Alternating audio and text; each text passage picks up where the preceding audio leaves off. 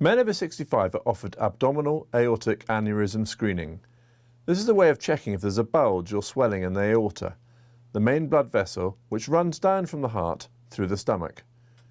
It can be serious if it's not spotted early on because it could get bigger and eventually burst or rupture. The screening is very simple. It's non-intrusive and it doesn't take too long. I can only recommend that you take part and go to your appointment. It really was worth it for me.